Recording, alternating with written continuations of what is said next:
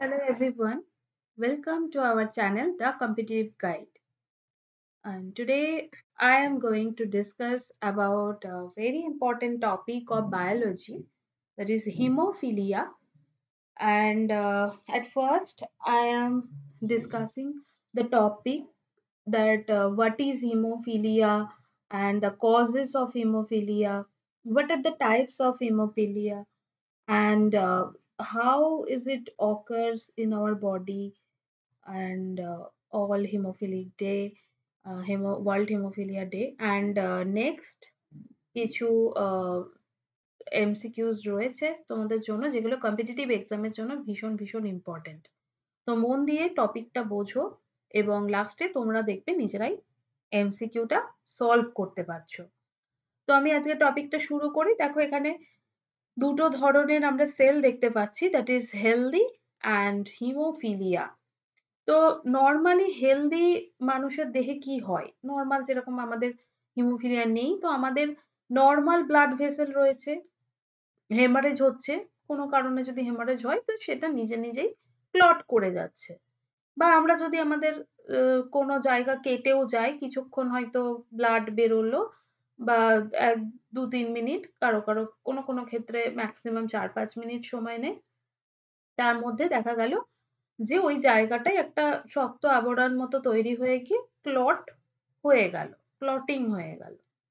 কিন্তু যাদের হিমোফিলিয়া রয়েছে তাদের ক্ষেত্রে আমরা দেখতে পাবো যে নরমাল ব্লাড ভেসেল তো রয়েছে, কিন্তু হেমারেজ যখনই হচ্ছে, ইনএবিলিটি টু ক্লট করতে পারছে না, অর্থাৎ রক্ত জমাট বাঁধতে পারছে না। তো এগুলো কেন হচ্ছে? তো হোয়াট ইজ হিমোফিলিয়া?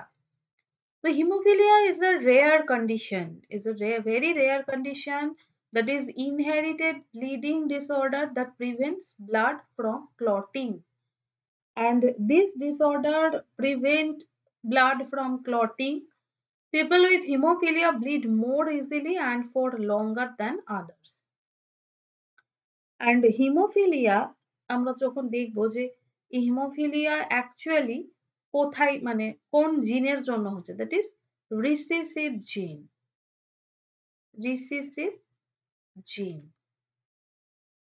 কোথায় থাকে আমাদের? তো দুটো, মানে এটা হচ্ছে কিন্তু নট অটোজোমাল, মানে হিমোফিলিয়া হচ্ছে সেক্স লিঙ্কড জিনের জন্য, মানে জিনের সাথে জড়িত এই রোগটা। সেক্স লিঙ্কড জিন আমরা জানি যে এক্স আর ওয়াই রয়েছে। তো এটা হচ্ছে এক্স লিঙ্কড জিন, এক্স লিঙ্কড জিন, এক্স লিঙ্কড রিসেসিভ জিন। রিসেসিভ কেন বলা হচ্ছে? মানে ধরো একজন ফিমেল, তার তো এক্স সেক্স রয়েছে। তো সে হয়তো কেরিয়ার, তার মধ্যে একটা জিন ধরো রয়েছে নরমাল, আর একটা জিন হিমোফিলিক জিন রয়েছে। আমি নরমাল হিমোফিলিক জিনের জন্য দায়ী জিনটাকে স্মল h ধরলাম। তো স্মল h হচ্ছে হিমোফিলিয়া জিনের জন্য দায়ী, মানে হিমোফিলিয়া রোগের জন্য দায়ী জিন। আরেকটা নরমাল তার জিন। দেখা গেল নরমালটা আমি কি ধরবো? xn ধরলাম নরমাল, নরমাল জিন, স্বাভাবিক জিন। তো XX একটা আ মেয়ে, মানে একজন মহিলার ক্ষেত্রে আমরা জানি যে XX সেট হয়।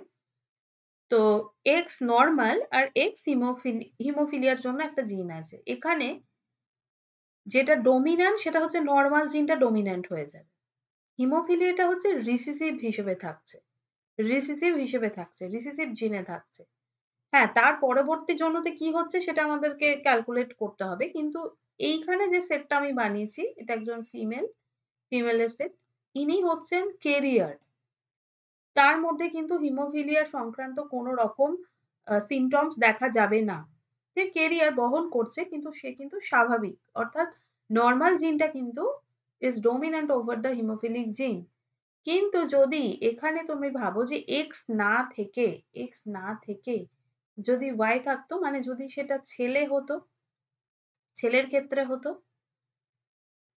Y থাকলো, তাহলে তো Y তো এই জিন তো বহন করছে না। তাহলে এটাই হয়ে যেত ডমিন্যান্ট, অর্থাৎ এই জিনটাই ডমিন্যান্ট হয়ে যাচ্ছে।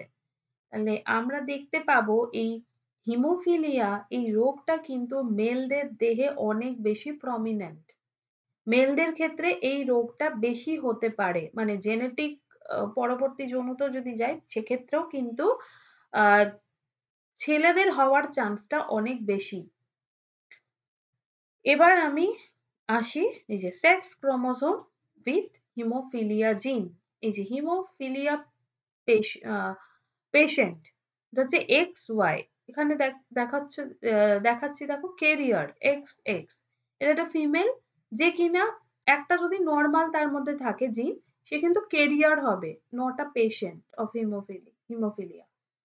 কিন্তু মেলদের দেহে একটা যদি ক্যারিয়ার হিসেবে কখনোই থাকতে পারে না, মেলদের দেহে তাহলে হিমোফিলিয়ার জিনটা কখনোই ক্যারিয়ার হিসেবে থাকতে পারে না। মেয়েদের ক্ষেত্রে ক্যারিয়ার হিসেবে হিমোফিলিয়া জিনটা থাকতে পারছে আ থাকছে কিন্তু ছেলেদের ক্ষেত্রে হিমোফিলিয়া কিন্তু ক্যারিয়ার হিসেবে থাকছে না। কারণ এটা জিনটা এলেই সেই পেশেন্ট মানে সেই ছেলেটার হচ্ছে হিমোফিলিয়া রোগে আক্রান্ত আমরা বলে দিতে পারি। এবার নেক্সট আমি দেখাবো যে কিভাবে একটা আ হিমোফিলিয়াটা পরবর্তী জেনারেশন এ হচ্ছে বা কিভাবে নরমাল আমরা পেতে পারি। এখানে দেখো একটা ১ম যেটা প্যারেন্ট এর আমি ডিনোট করা হয়েছে ইয়েলো কালার দিয়ে এখানটা করে। তো এখানে দেখো XH আছে আর X স্মল h আছে। আর এখানে মেলদের দেহে XH আর হচ্ছে Y। এখানে আমরা পাচ্ছি unaffected ফিমেল ক্যারিয়ার কারণ একটা আরেকটার উপর ডমিন্যান্ট হয়ে যাচ্ছে। unaffected মেল অর্থাৎ এখানে XH টাকে নরমাল ধরা হয়েছে। XH যেটা সেটা হচ্ছে নরমাল জিন যেটা, নরমাল। আর XH যেটা এটা হচ্ছে হিমোফিলিয়া রোগের জন্য দায়ী জিন। হিমোফিলিয়া রোগের জন্য দায়ী জিনটাকে আমি ধরলাম X স্মল h। এবার চলে আসি আমি নেক্সট এতে। এখানে গ্যামেটের ডিস্ট্রিবিউশন হচ্ছে। পরে দেখো ক্রসিং করে আমরা এইরকম নেক্সট প্রজন্মে মানে অফস্প্রিং এর ক্ষেত্রে আমরা এরকম পাচ্ছি XH, XH অর্থাৎ এটা তো নরমাল হলো, নরমাল হলো। XH, X স্মল h যখনই হিমোফিলিয়া রোগে আক্রান্ত জিনটা এর মধ্যে প্রবেশ করলো, এর মধ্যে আমি পেয়ে গেলাম এই সেটটা তার মানে এটা আ এটা কিন্তু ক্যারিয়ার হয়ে গেল। এটা ক্যারিয়ার হয়ে গেল। কারণ ক্যাপিটাল H সবসময় ডমিন্যান্ট যেটাকে আমি নরমাল ধরছি। নরমালটা থাকলে মানে ডমিন্যান্ট হয়ে যাবে, রিসেসিভ হয়ে যাবে স্মল h। কারণ হিমোফিলিয়া আমি বারবার বলছি হিমোফিলিয়া হচ্ছে একটা রিসেসিভ হিসেবে থাকছে। হিমোফিলিক জিনটা হিমোফিলিয়া রোগের জন্য দায়ী জিন X ক্রোমোজোমে সেটা রিসেসিভ হয়ে থাকছে। এখানে যেহেতু একটা সুস্থ স্বাভাবিক জিন পেলাম তাহলে এ হয়ে গেল রিসেসিভ হিসেবে আছে। আর রিসেসিভ কখন ডমিন্যান্ট হয়? যখন দুটোই প্রচ্ছন্ন অবস্থায় থাকে। যখন দুটোই প্রচ্ছন্ন অবস্থায় থাকে তখন বা রিসেসিভ কন্ডিশন এ থাকছে যখন দুটো প্রচ্ছন্ন বা রিসেসিভ কন্ডিশন এ তখন সেটা প্রকট মানে সেই ক্যারেক্টারটা প্রকাশ পায়।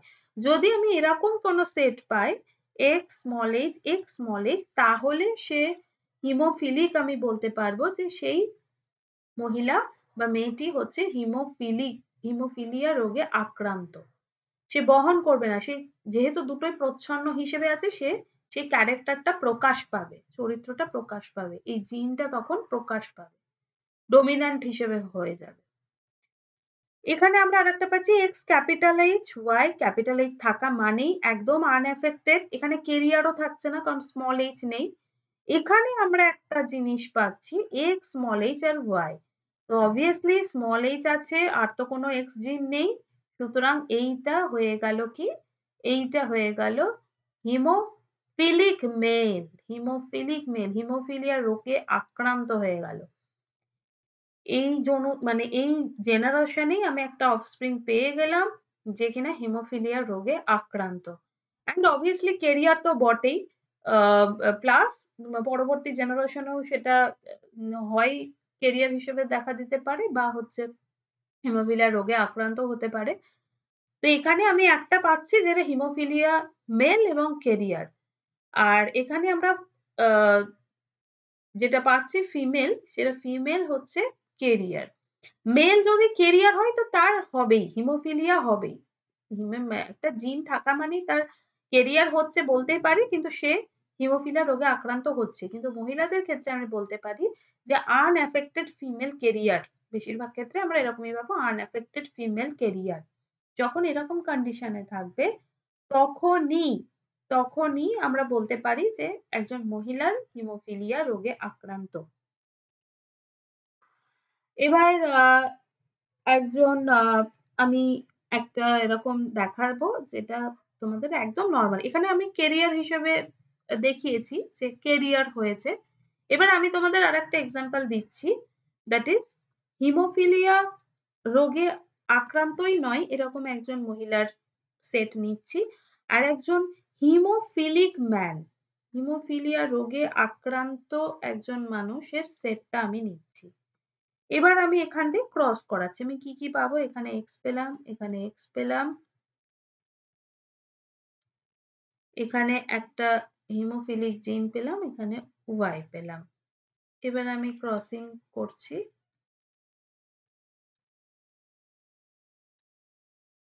X, XH, XY নরমাল মানে একজন মেল, X, XH আর XY। তাহলে এখানে আমি দেখতে পাচ্ছি একজন নরমাল ওম্যান যদি হয়, একজন হিমোফিলিক ছেলের সাথেও যদি বিয়ে হয়, তার পরবর্তী জেনারেশনে আমি কিন্তু কোনো রকম যে সন গুলো পাচ্ছি মানে ছেলে যদি হয়, সেই ছেলে হলে কিন্তু একদম নরমাল। সে কেরিয়ারও হচ্ছে না। কিন্তু যদি ফিমেল হয়, যদি ফিমেল হয় তাহলে কিন্তু আমি কেরিয়ার পাচ্ছি। কারণ এখানে নরমাল জিনটা আছে। নরমাল জিনটা ডমিন্যান্ট হচ্ছে হিমোফিলিক জিনের ওপর। তো এখানে আমরা কেরিয়ার ডটার পাচ্ছি। তাহলে এখান থেকে আমাদের অবটেইনটা কি হচ্ছে? কেরিয়ার ডটার্স ফেনোটিপিক্যালি এরা নরমাল কিন্তু কেরিয়ার হচ্ছে। আর আমরা পাচ্ছি কি নরমাল সন। তো এরকম ভাবে আমাদের কাছে যেরকমই কন্ডিশন দিক না কেন আমরা কিন্তু করে নিতে পারবো। মানে কতজন কেরিয়ার হবে, কত পার্সেন্ট কেরিয়ার হবে বা কত পার্সেন্ট কি হবে এগুলো আমরা বের করে নিতে পারবো।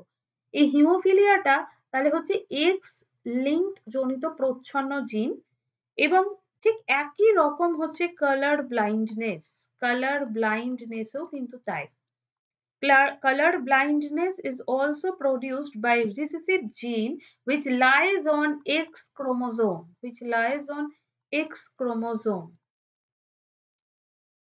ঠিক একই রকম আমরা যদি a marriage between normal visioned man and color blind woman এর মধ্যে যদি আমরা ক্রস করাই তাহলেও কিন্তু আমরা এরকম কেরিয়ার ডটার আর সেক্ষেত্রে আমরা কালার ব্লাইন্ড সনও পাবো। ঠিক একই রকম এখানে যদি আমরা এই যে নরমাল মহিলা এবং যদি হিমোফিলিক জিন বহনকারী পুরুষের দ্বারা ক্রস করানো হয় তাহলেও কিন্তু আমি এইরকমই পাবো। একই রকম মানে একই টাইপের জিনিসটাই হয় যেহেতু একই X লিঙ্ক বাহিত ওটাও কালার ব্লাইন্ডনেস এবং হিমোফিলিয়া দুটোই হচ্ছে X লিঙ্ক বাহিত প্রচ্ছন্ন জিন। মিউটেশনের কারণেই হচ্ছে। তো এখানে আমরা কিছু টাইপ পাবো হিমোফিলিয়া কত টাইপের haemophilia A, haemophilia B, haemophilia C আর প্যারা হিমোফিলিয়া। মোস্টলি কমন হিমোফিলিয়া হচ্ছে haemophilia A that is deficiency of clotting factor 8 এর ক্লটিং ফ্যাক্টরের অভাবে হচ্ছে। হিমোফিলিয়া B হচ্ছে 9 এর ক্লটিং ফ্যাক্টরের ডেফিসিয়েন্ট এর হিমোফিলিয়া B হচ্ছে। মনে রাখারও সুবিধা আছে। পরপর মনে রাখবে 8, 9 পরপর A, B হলো। C টা একটু একটা গ্যাপ আছে 11 আর প্যারা হিমোফিলিয়া হচ্ছে 5। তো 8, 9 তারপরে একটা গ্যাপ দেবে 11 দেন হচ্ছে 5 A, B, C আর হচ্ছে প্যারা হিমোফিলিয়া। তার মধ্যে এই ফ্যাক্টর 9 টাকে একটা অন্য নাম দেওয়া হয়। এটাকে বলা হয় ক্রিসমাস ফ্যাক্টর। তো এটা একটু মনে রাখবে। এটাকে বলা হয় ক্রিস্টমাস ফ্যাক্টর। অনেক সময় কোয়েশ্চেন আসে কোন ফ্যাক্টরকে ক্রিসমাস ফ্যাক্টর বলা হয় বা ক্রিসমাস ফ্যাক্টরের অভাবে কোন হিমোফিলিয়া হচ্ছে বা কোন রোগটি হচ্ছে দ্যাট ইজ হিমোফিলিয়া বি। তো ওয়ার্ল্ড ফেডারেশন অফ হিমোফিলিয়া রয়েছে যারা বিভিন্ন ডেটা প্রকাশ করে বা যে কোনো কিছু নতুন আপডেশন হিমোফিলিয়া নিয়ে সেখান থেকে আমরা পাই। এটা একটা ইন্টারন্যাশনাল নন প্রফিট একটা অর্গানাইজেশন, যেটা 1963 তে এস্টাবলিশ করা হয়েছিল। And it is a global network of patient organization in 140 countries and has official recognition from the World Health Organization. আর এর মিশন হচ্ছে ইমপ্রুভ করা, সাস্টেইন কেয়ার করা for people with inherited bleeding disorder around the world. এবার আমরা কিছু MCQ করে নেব। আশা করছি তোমরা সকলেই পারবে। খুব ইজি লাগবে এবার আশা করছি। Haemophilia is caused by option a bacteria, virus, genetic mutation, আর অপশন ডি হচ্ছে কজ আননোন। তো obviously haemophilia is caused by genetic mutation. Hemophilia is caused by a mutation of a gene and which makes the information মানে যেটা information দিচ্ছে for the making blood clotting এর জন্য যে factor গুলো রয়েছে সেগুলো তৈরি করার জন্য ইনফরমেশন দিচ্ছে। সেই জিনটা যদি মিউটেটেড হয়ে যায়, সেই জিনটা যদি আলাদা রকম কিছু হয়ে যায়, তাহলে সেই ফ্যাক্টরস গুলো তৈরি হবে না। ব্লাড ফ্যাক্টরস গুলো তৈরি হচ্ছে না। বা সেই প্রোটিন গুলো যেগুলো ব্লাড ক্লট করতে হেল্প করছে, সাধারণত আমাদের লিম্ফোসাইট হেল্প করে। লিম্ফোসাইটের সাথে এই ব্লাড ক্লটিং ফ্যাক্টর গুলো বাইন্ড করছে। তো এগুলো তৈরি হচ্ছে না সেই ক্লটিং ফ্যাক্টর গুলো। তখন আমরা বলতে পারি যে হিমোফিলিয়া হয়েছে। তো haemophilia is caused by genetic mutation. And next question এ চলে আসি। Which disease falls under the same category as color blindness in man? এটা তো এক্ষুনি বললাম যে হিমোফিলিয়ার সাথে কালার ব্লাইন্ডনেস একই টাইপের, কারণ colour blindness is also produced by a recessive gene which lies on X chromosome. X chromosome. তো এটাও অ্যান্সার হয়ে যাবে হিমোফিলিয়া, অপশন ডি। আগেরটার অপশন হলো option C. This is ineffective against antibiotic. তো কোনো রকম অ্যান্টিবায়োটিক খেয়ে যে হিমোফিলিয়া ঠিক হয়ে যাবে তা কিন্তু নয়। তো এটার অ্যান্সার হয়ে যাবে অপশন সি হয়ে যাবে কারেক্ট অ্যান্সার। তাহলে আমরা কি করতে পারি? আমরা একটা করতে পারি, সেটা হচ্ছে আমরা পুরোটাই চেঞ্জ করতে পারি। কি চেঞ্জ করতে পারি? আমরা ব্লাড ক্লটিং ফ্যাক্টরকে চেঞ্জ করতে পারি। আমরা রিপ্লেস করতে পারি। এভাবে হিমোফিলিয়া রোগ আক্রান্ত করা সম্ভব এবং এটা ঘন ঘন করতে হবে। কারণ ব্লাড ক্লটিং ফ্যাক্টর আমাকে ব্লাড দিতে হবে, যাতে সেই এমন ব্লাড দিতে হবে নরমাল ব্লাড যেখানে ব্লাড ক্লটিং ফ্যাক্টর থাকছে, এড করে যেতে হবে। This lacks in patient with hemophilia A. Hemophilia A তে পেশেন্টদের কোনটা থাকে না এর মধ্যে? এক্স ক্রোমোজোম তো থাকছেই, ক্যালসিয়ামও থাকতে পারে, প্লাজমা থ্রম্বোপ্লাস্টিনও থাকতে পারে, অ্যান্টি হিমোফিলিক ফ্যাক্টরটা এখানে অ্যাবসেন্ট থাকছে। তো অপশন হয়ে যাবে option C. Hemophilia is X-linked, Y-linked, Z-linked or autosomal? It is very common question and it is very important question for various competitive exams, not only in RRB, রেলওয়ের জন্য শুধুমাত্র নয়, এটা বিভিন্ন ধরনের কম্পিটিটিভ এক্সামে এসেছে। WBPSCর কোয়েশ্চেনও তোমরা দেখতে পাবে। এ ধরনের কোয়েশ্চেন ভীষণ important. What is the treatment for haemophilia? যেটা বলছিলাম যে হিমোফিলিয়া ট্রিটমেন্ট কিন্তু কোনো অ্যান্টিবায়োটিক দিয়ে আমরা সারাতে পারি না। তার জন্য আমাদেরকে রিপ্লেস করতে হবে। রিপ্লেস দ্য ক্লটিং ফ্যাক্টরস দিয়ে আমাদেরকে রিপ্লেস করতে হবে। তো অ্যান্সার হয়ে যাবে অপশন ডি হয়ে যাবে সঠিক অ্যান্সার। তো এই প্রসঙ্গে আমাদের অনেক সময় কোয়েশ্চেন আসে যে ওয়ার্ল্ড হিমোফিলিয়া ডে কবে? অবশ্যই ডেটা মনে রাখতে হবে। 17th এপ্রিল হচ্ছে ওয়ার্ল্ড হিমোফিলিয়া ডে। তো হিমোফিলিয়া আশা করছি তোমাদের কাছে ক্লিয়ার হলো। আর তোমাদের যদি কোনো কোয়েশ্চেন থাকে তোমরা কমেন্ট বক্সে কোয়েশ্চেন করতে পারো, বা যদি মনে হয় যে কোনো টপিক তোমাদের সমস্যা হচ্ছে, এই টপিকটা নিয়ে ক্লিয়ার করলে ভালো হয় জেনারেল সায়েন্স এর উপর, তো সেটাও তোমরা কমেন্ট বক্সে কমেন্ট করতে পারো। আর ভিডিওটা ভালো লাগলে অবশ্যই লাইক করবে, চ্যানেলটিকে সাবস্ক্রাইব করবে। আর ডেসক্রিপশন বক্সে তোমরা এই পুরো ভিডিওটার পিডিএফ হিসেবে পেয়ে যাবে। তো সেটা পাওয়ার জন্য ডেসক্রিপশন বক্সে একটা টেলিগ্রাম চ্যানেলের লিংক দেওয়া আছে। সেই টেলিগ্রাম চ্যানেলে তোমরা অবশ্যই সকলকে বলছি যুক্ত হয়ে যাও। আর ভালো লাগলে অবশ্যই বন্ধুদের সাথে শেয়ার করো। Thank you so much.